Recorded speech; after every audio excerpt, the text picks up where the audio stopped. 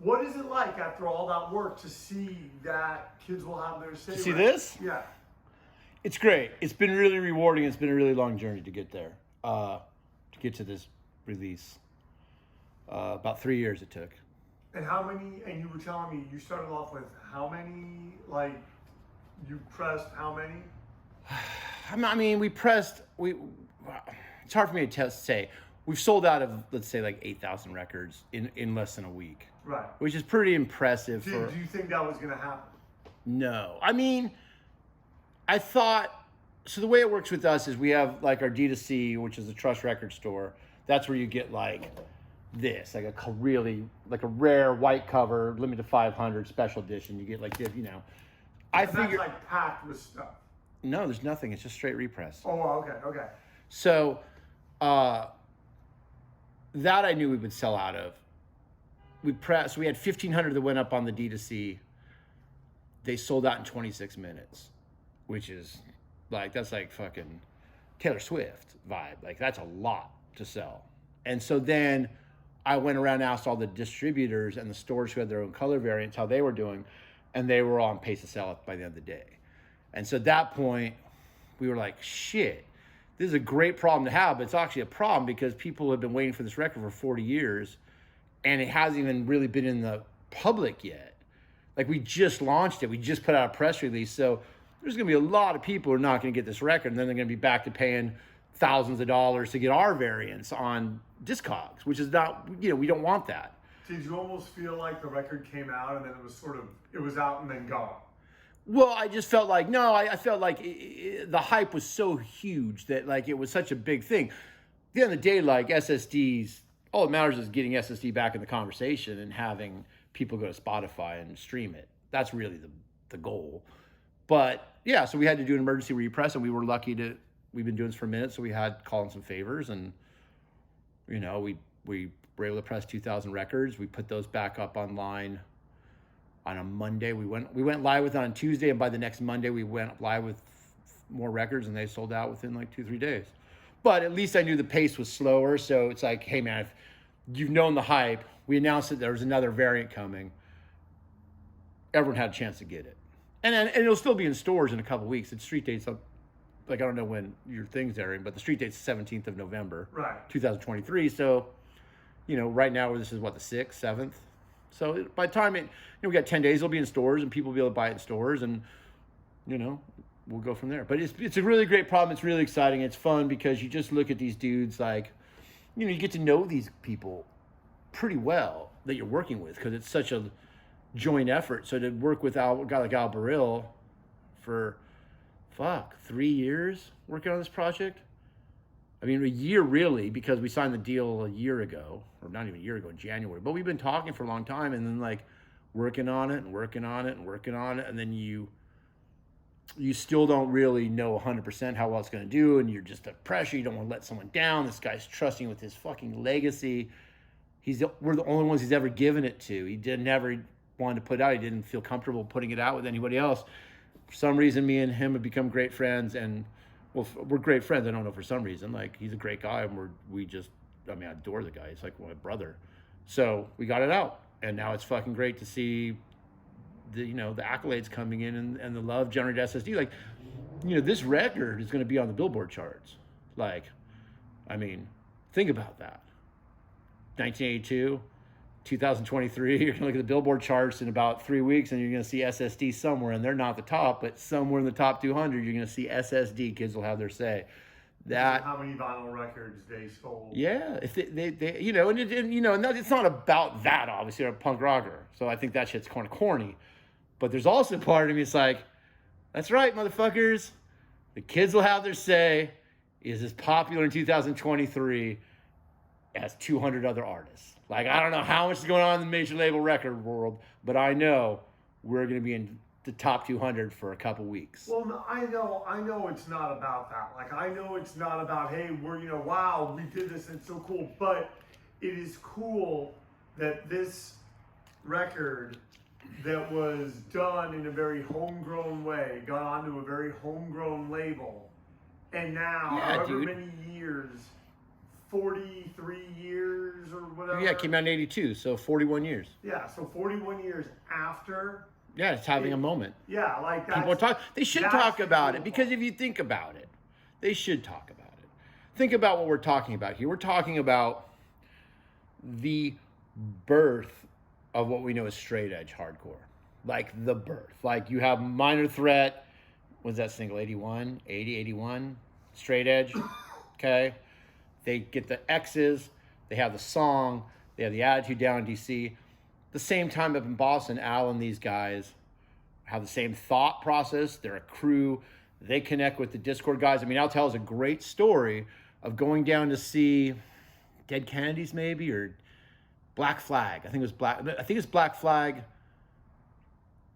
I don't want to say it's Black Flag when Henry joined, but it was Black Flag, I think, down in Irving Plaza, New York. And I think that's a show. But Henry Rollins is outside in his car, or station wagon, whatever he drove, selling or giving away probably SOA 7 inches. So that's early Discord. SOA is probably the second Discord release. Tina was the first.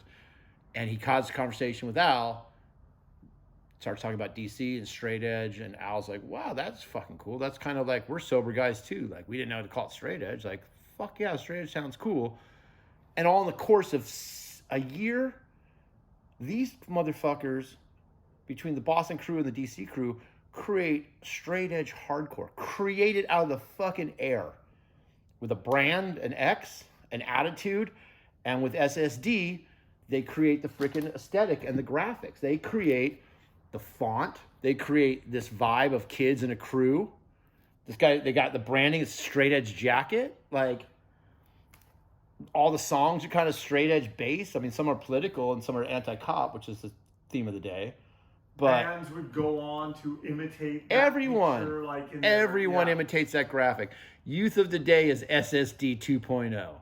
You know what I mean? Like, something about it, it's not just the music, it's the aesthetic and it's the attitude.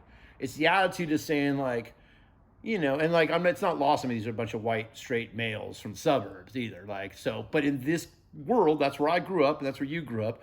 I can't help where I grew up. That speaks volumes.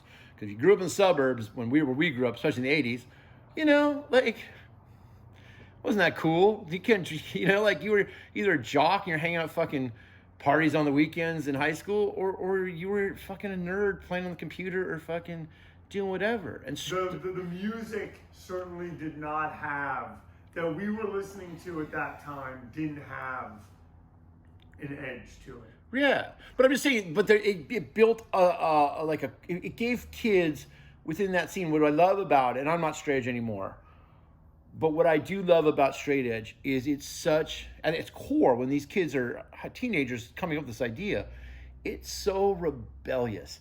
It's like, at the core, like, it's been copied, it gets stupid. It's like all fucking cheeseball shit in the end, like, because it's just like, guys copying guys. There's nothing. Yeah, there's nothing authentic about it. Every now and then you get like a weird edge to it. You know what I mean? Like, someone takes a twist on it that makes it interesting.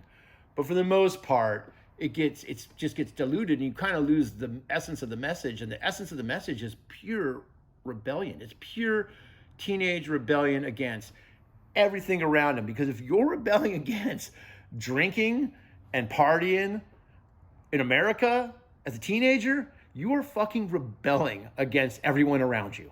Like, it is pure. And so I just love that about it. I love it at the core. I love it, the Minor Threat and the SSDs.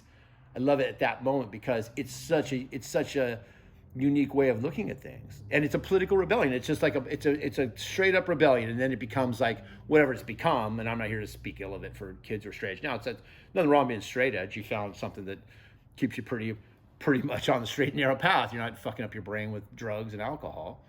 But what I connect with it with SSD and stuff, it's just like, it's just so cool to be like, fuck, dude, this is the original band. Like, Minor Threat starts straight edge as you know it, but I don't think Ian MacKaye would ever consider Minor Threat a straight edge band. He would consider it a punk rock hardcore band. Like, he just happened to have the thoughts to write that down. They weren't thinking like, hey, we're a straight edge band, because there was no straight edge band. There was nothing like it. You know, so then Al comes around with the Boston crew, and they fucking go like, we're fucking a straight edge band. This is what we are. This is our fucking thing. We're gonna fucking be in a pack of 20 dudes. Some of the coolest dudes you'll ever fucking see. John Onassis, Dave Smalley, fucking Jake Phelps, the skateboarder, goes on to fucking really fucking make Thrasher what it is. Like some fucking Dickie Barrett. Like these dudes are in a crew. They look cool. They're fucking causing mischief, but they're not drinking.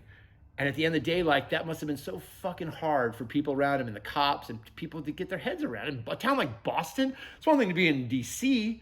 DC's a fucking kind of an elitist town of like, you know, like here's where we're thinking. You know, this is where the thinking of the country's happening right here. In Boston, that's a fucking blue collar bootstrap. Watch the fucking Red Sox, drink some beer, and call it a day. It's rebellious, and that's what I love about it. And that's why I'm so proud to put out that record with these dudes. It's also, so they're rebelling against that stuff, but they also were rebelling in a lot of ways against what was expected of being a punk rocker.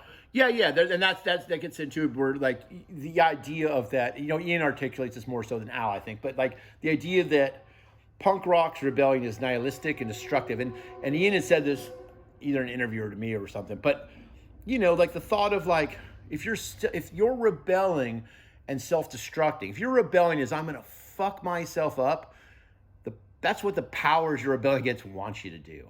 Fuck. Are you kidding? Like they want you to be dumb and out of touch and fucked up because then you're controllable and then you're not really a threat. If you're not participating in that, that's something that's eye-opening, I think. And I just think like, you know, the people who've gone on to make that kind of a, like Al's been straight edge his whole life. Civ is straight edge.